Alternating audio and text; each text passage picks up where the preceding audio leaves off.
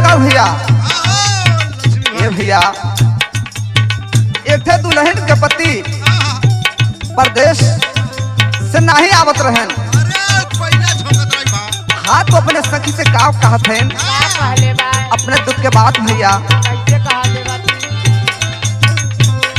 हरे सोने के कटोरी में तेलवा हो सिरवा के कर दबायो।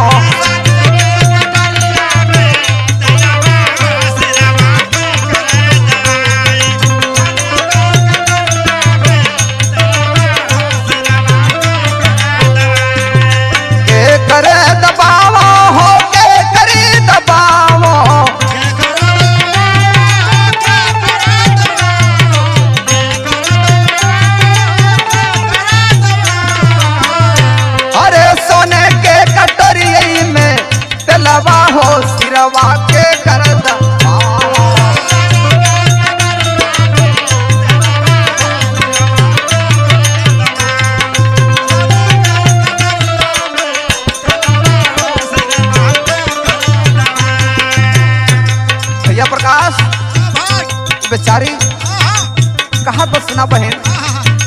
सास के दबावो ससुर के दबावो सास के दबावो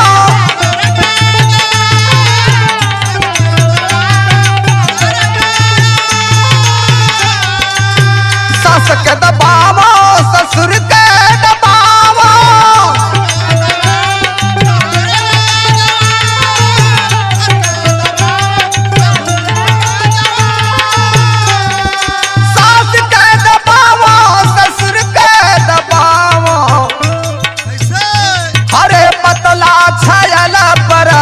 दसवा हो सिरवा के कर दबावा।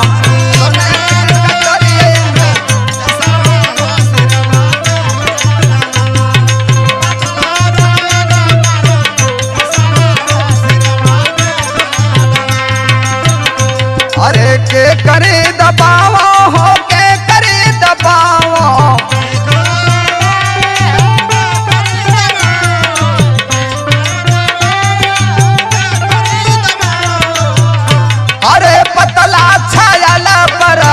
दसवा हो सिरवा के कर दबावा।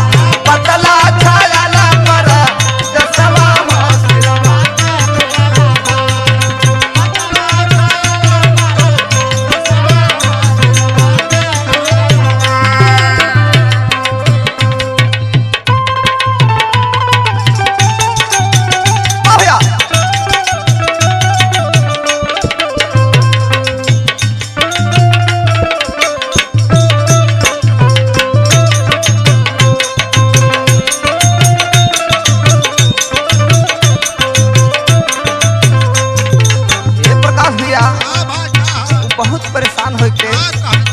अपने सखी से कहत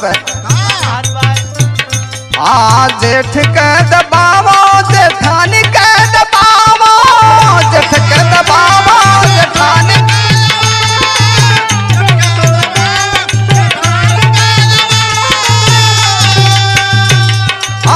जेठ के दबावो जेठानी के दबावो जेठ के दबावो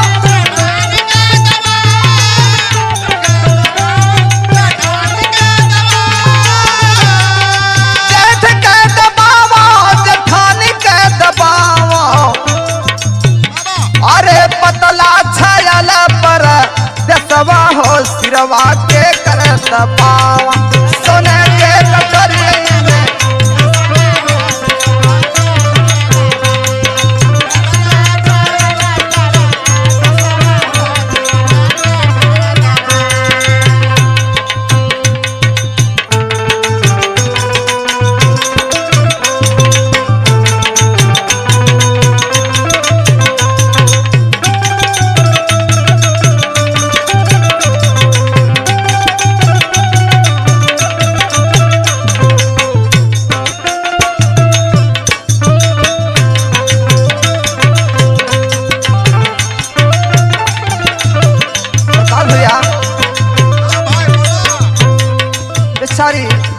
और का कहत बा।